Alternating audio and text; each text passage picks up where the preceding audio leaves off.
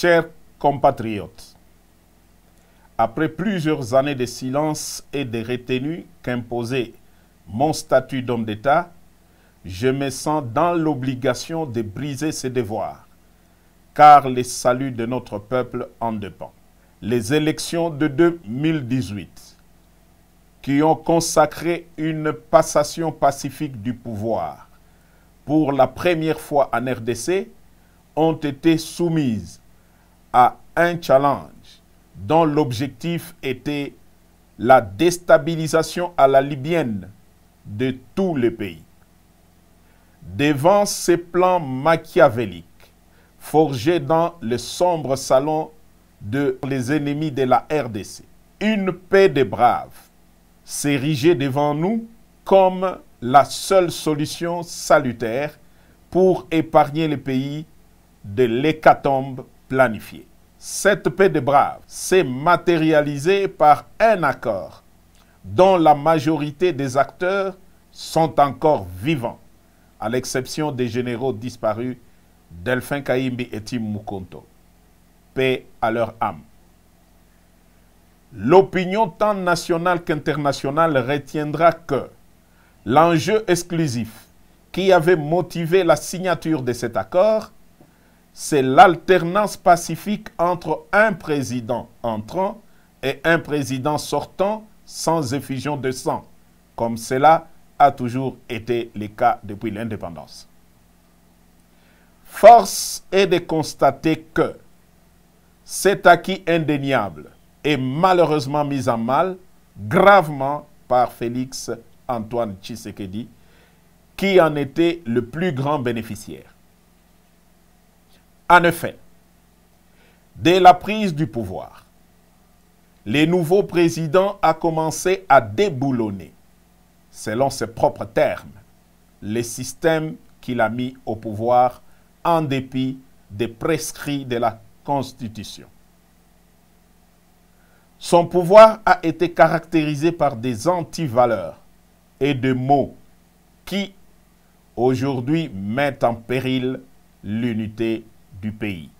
Je cite: la corruption institutionnalisée, les tribalismes à outrance, la prédation des richesses du pays en détruisant le cycle de la croissance économique dont tous les agrégats macroéconomiques étaient favorablement ouverts au début de son mandat. L'instrumentalisation et la tribalisation de la justice, les assassinats politiques, ainsi que le crime d'État dans le Katanga et dans l'Est de la République. La paralysation et la caporalisation du Parlement, symbole de la démocratie. L'affaiblissement de l'armée et du système de défense par les tribalismes et les traitements à la tête du client. La gouvernance par défi, en muselant la presse et en violation de tout le droit de l'homme auquel le pays avait souscrit par une ratification solennelle des traités internationaux en la matière. Pour preuve, l'arrogance et menaces publiques dans les discours au Kasaï et à l'étranger à l'encontre des opposants politiques, la mort de l'opposant Chérubin Okende est tout sauf un hasard. Le non-respect des accords nationaux, régionaux, et j'en passe. Au dernier sommet de l'ONU, Fachi a raté l'occasion de se taire à 3 mois de la fin de son mandat. Dès lors, les devoirs et le patriotisme m'interpellent et m'appellent. Devrions-nous nous taire et regarder périr un peuple dont tous les espoirs étaient permis lors de la première alternance pacifique du pouvoir? Tshisekedi a perdu toute légitimité en reniant l'accord qui lui a permis d'accéder au pouvoir. Il est aujourd'hui comme un inconscient qui joue avec le feu dans une poudrière. Nous taire ou nous résigner serait trahir ce peuple qui a droit à espérer mieux. L'armée et la police, ainsi que toutes les forces de défense du pays, ne sont plus liées au devoir d'obéir dès lors que le commandant suprême est devenu lui-même un danger par son immaturité, son incompétence notoire, son népotisme et son comportement tribaliste qui menace l'unité nationale. Les élections prochaines seront le feu qui va embraser la poudrière. Car, loin d'être transparentes et inclusives, elles ont été organisées pour une tricherie à grande échelle et malheureusement cousues de fil blanc. J'en veux pour preuve. 1. La répartition des sièges ne représente pas la vérité démographique de province et les faits en faveur de milieux sociaux favorables à Fachi. 2. La CENI est fortement tribalisée, ainsi que toutes les chaînes de commandement pour l'organisation des élections, à savoir A. La chaîne de commandement des opérations électorales. B. La chaîne de financement des opérations électorales. Et C. La chaîne de sécurisation des opérations électorales. Sur plus de 450 tribus en RDC, le contrôle de toutes ces chaînes de commandement est assuré par une seule tribu, celle des Fachi. 3. Le fichier électoral est biaisé. Certains kits électoraux sont et continuent à être dans les mains de pro-Fachi, qui attendent de bourrer les urnes au moment venu. À cela s'ajoute l'enrôlement massif des mineurs dans les grands Kasaï pour bourrer les urnes en faveur de Fachi. La CENI devient donc un piège, un vaste complot contre la démocratie. Je répète, la CENI devient un piège et un vaste complot contre la démocratie. Il est donc impensable que des politiciens veuillent participer à de telles élections pour légitimer un pouvoir qui conduit le pays tout droit vers son implosion.